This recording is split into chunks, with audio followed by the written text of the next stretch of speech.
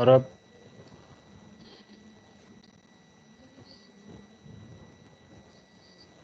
Yeah, it started. Okay. Chalo, welcome back. Now looking with the different types of check that are into existence, type of check.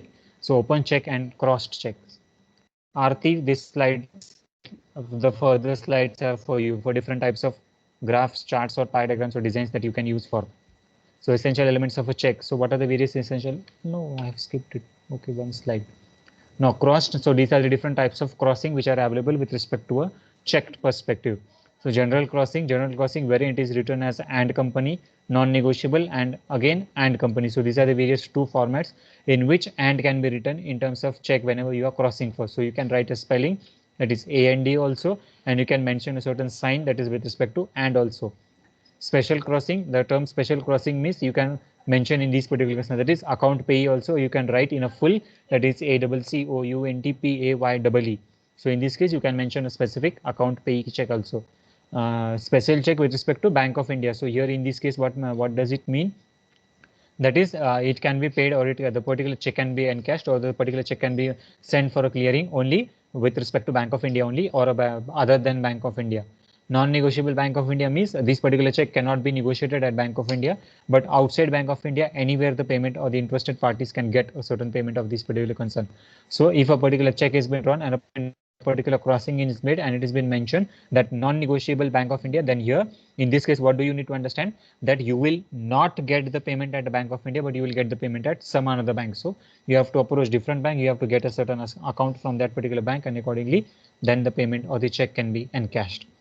Restrictive account pay only SBI. So here in this case restrictive crossing means this particular check will be encashed. This particular check can be made for payment concern only in State Bank of India and not in any other bank. So here in this case the restrictive crossing specifically means about in which bank you can get a certain payment. So if a particular person has mentioned his specified banker, then only the specified banker will be made available, and they will be responsible for making the payment.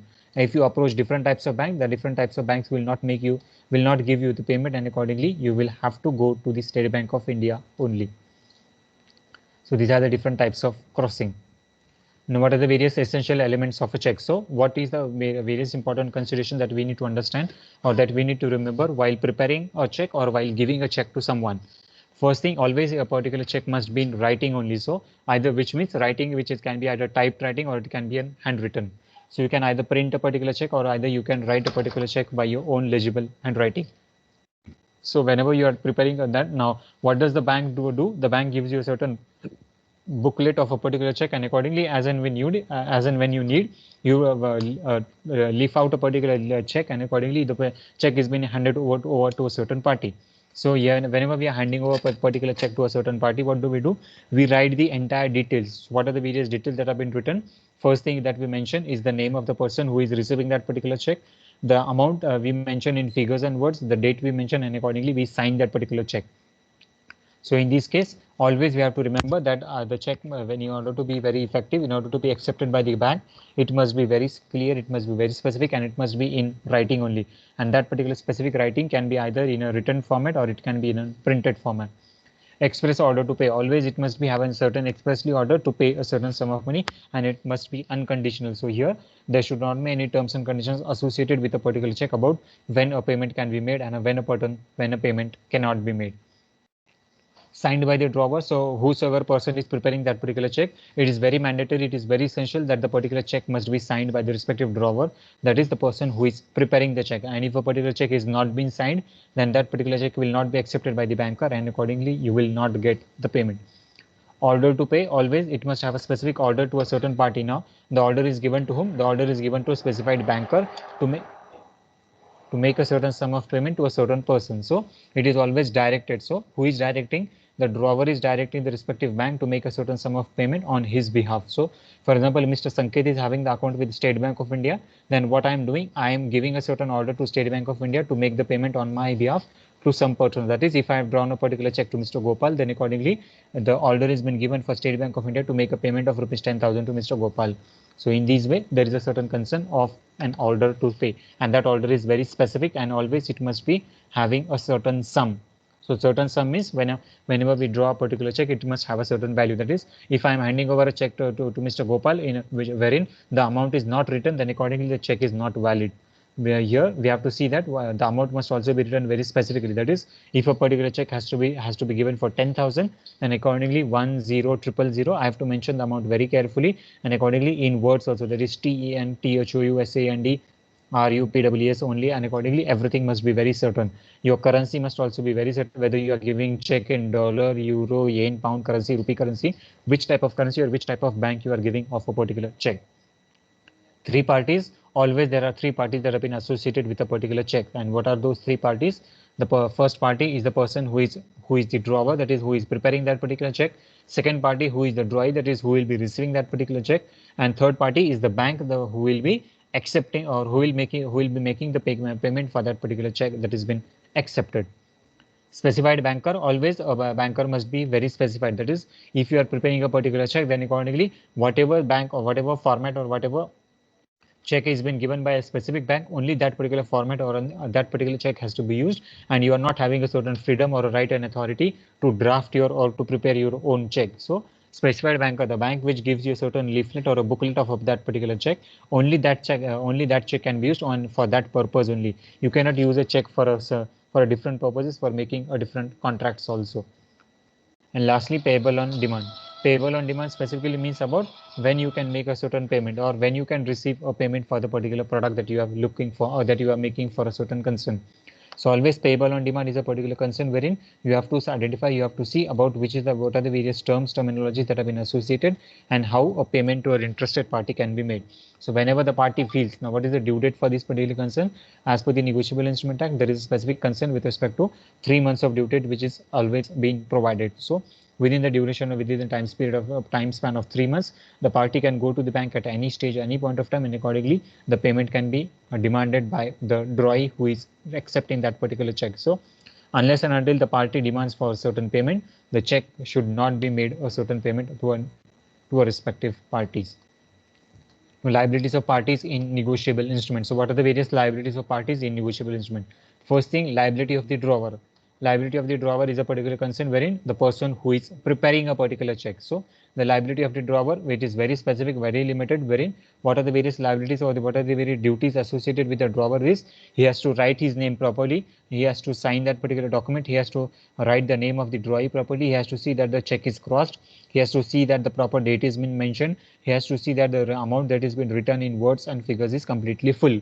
So these are the various liabilities of drawer. Liability of drawee, he has to see that whether the check, if as per the terms and conditions of the contract, if whether it has been required to cross a particular check, and if it has been required, whether the check has been crossed or not. If the name of the party is to be written, and accordingly either the name of the party or either the name of the firm, it has been written very carefully and effectively. Then whether the amount in which has been written in words and it has been mentioned in figures, it is completely matching or not, and whether it is a current, that is on date check, or it is a post dated check.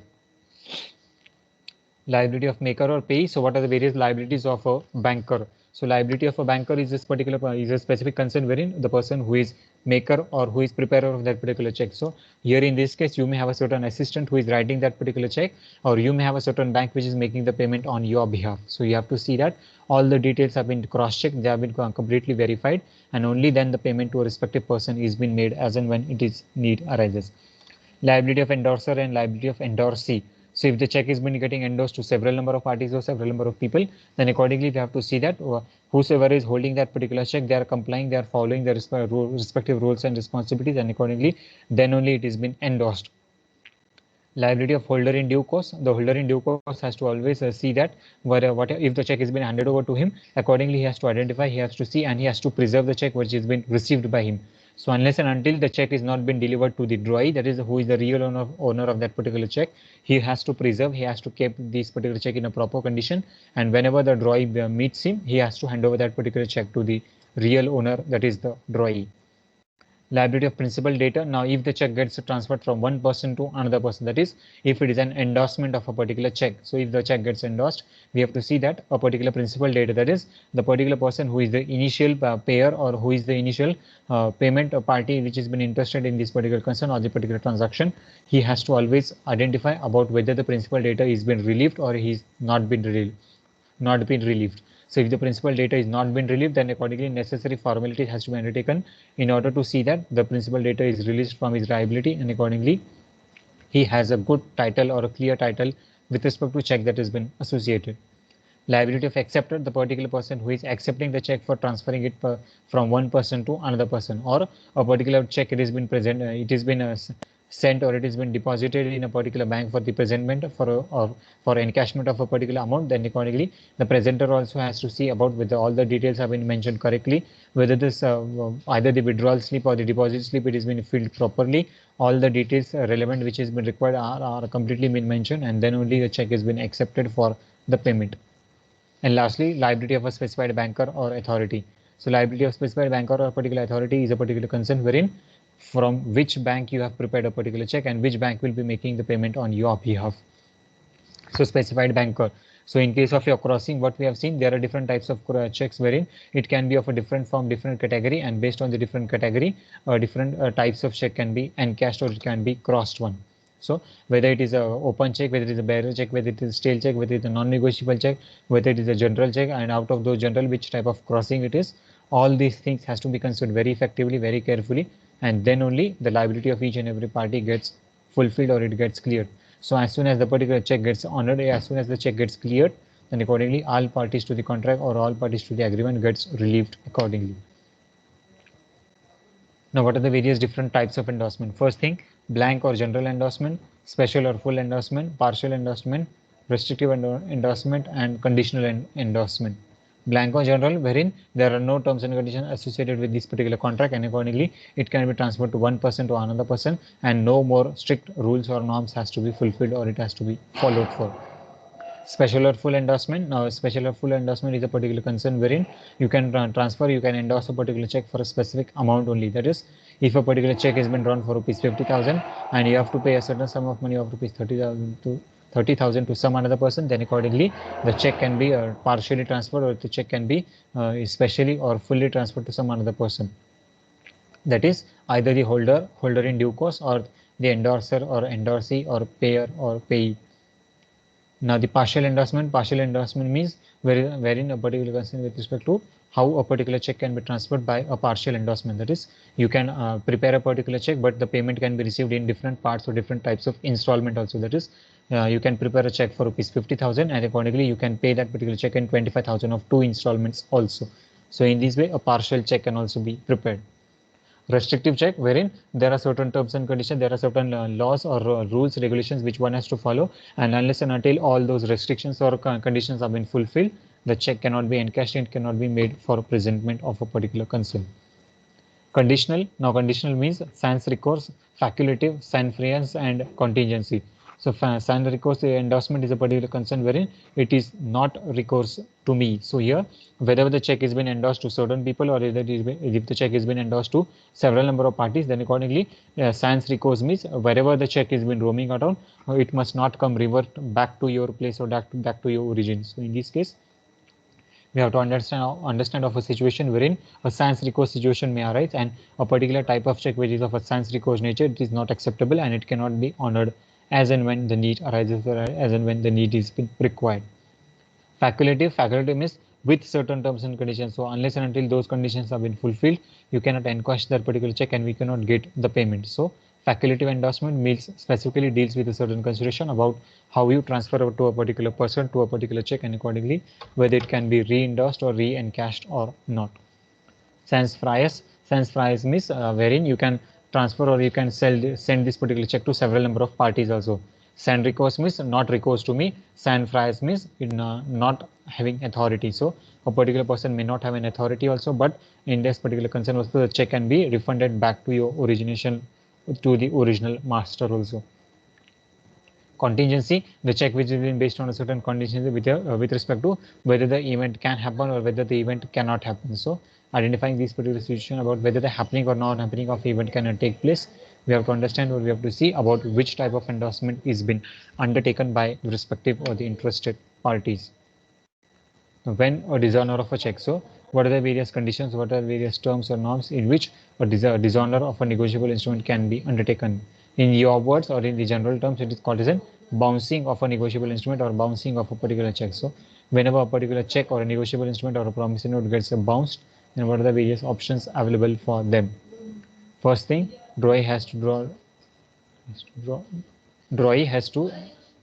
do not accept within 48 hours. So a particular check can be dishonored, or the particular check cannot be accepted, or it cannot be accepted for a payment only when a particular situation arises that a person is not accepting the particular negotiable instrument within the span or duration of 48 hours. So maximum amount of 48 hours are given for a particular person to accept a particular check, and if it is accepted beyond that particular time, then accordingly the check, promissory note, bill of exchange becomes invalid. If there are several drawees that have been involved and one or more do not accept. So if the several number of parties are available to a negotiable instrument and either one party to the contract do not accept that particular instrument, then accordingly it can be said as a dishonor of a negotiable instrument, and it can be bounced back to a particular person.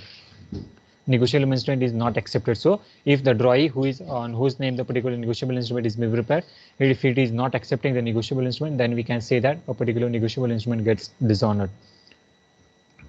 Drawee is incompetent to enter into contract. So who are the parties incompetent to enter into contract? We have seen in chapter number 1, a person who is of a minority of age, lunatic, drunkard, and consent which is not of a free nature. So in this case, these are the parties who are incompetent to enter into contract. Drawee gives qualified acceptance. So always we have seen that a particular negotiable instrument, whenever we are preparing for, always it must be unconditional. So if there are certain terms and conditions associated with the particular concern, then accordingly a negotiable instrument cannot become into existence, and it cannot be treated as a valid negotiable instrument. So always there must be not unqualified acceptance, that is certain terms and conditions must not be associated with a negotiable instrument.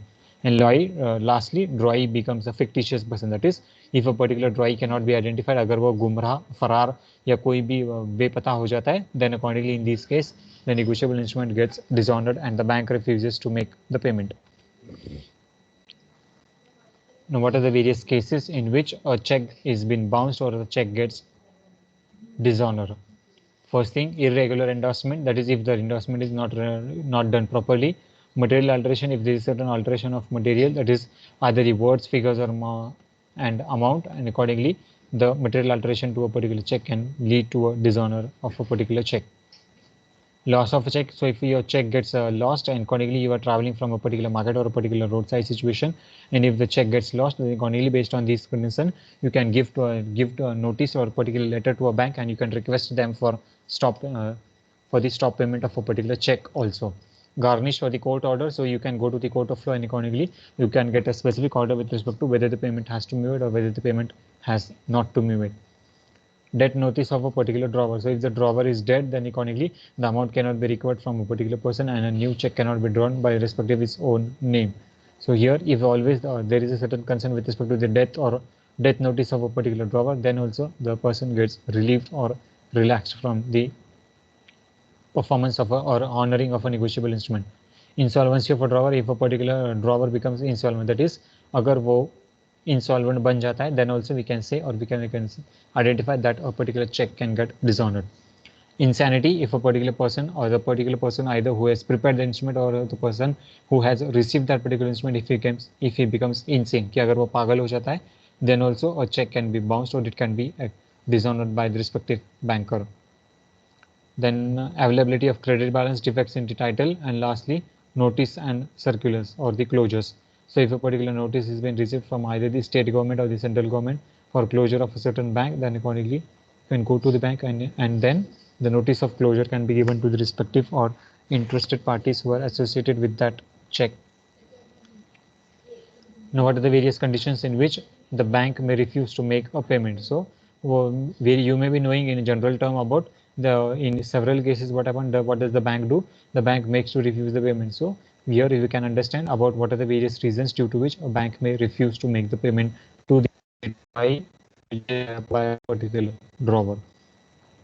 Insufficient funds. So if there are insufficient funds available into your own account, then accordingly the bank may refuse to make the payment. If you have prepared a check for rupees 50,000 and you're in your account the balance is only 30,000 or 35,000, then accordingly on the basis of insufficient funds, the bank may refuse to make the payment.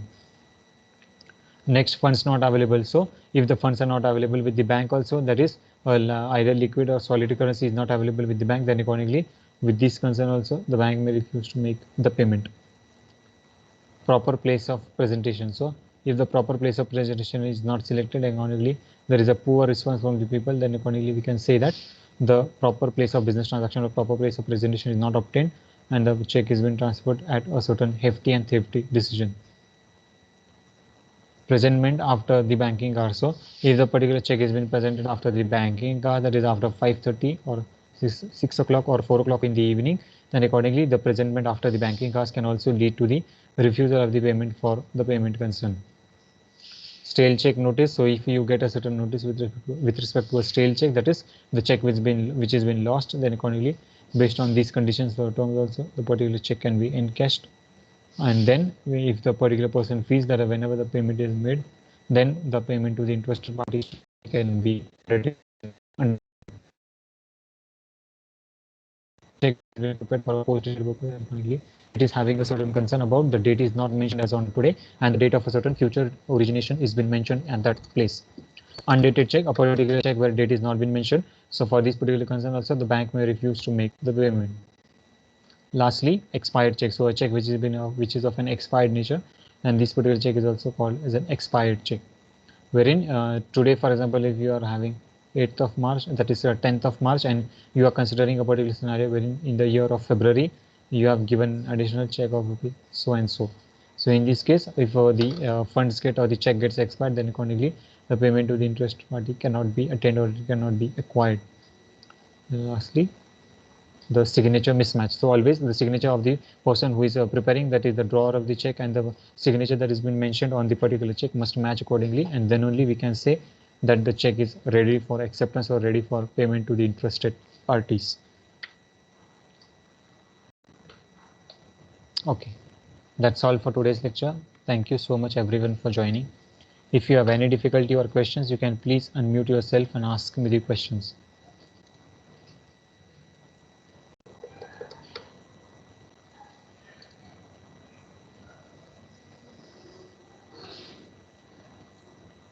Hello, sir. Hmm. Sir, can you tell something about liquid currency? Hello? Sir, I am audible. Yes, yes. Sir, can you tell something about liquid currency? Means what is liquid currency?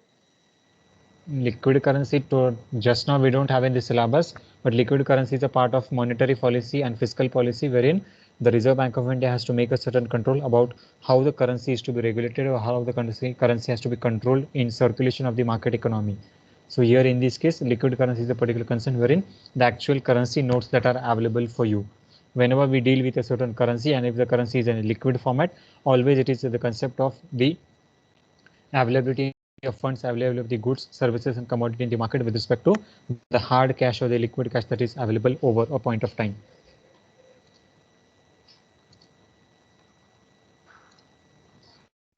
Okay, sir. Thank you. Yeah, welcome. I am dropping the link of attendance in the chat box. Students to please mark their attendances.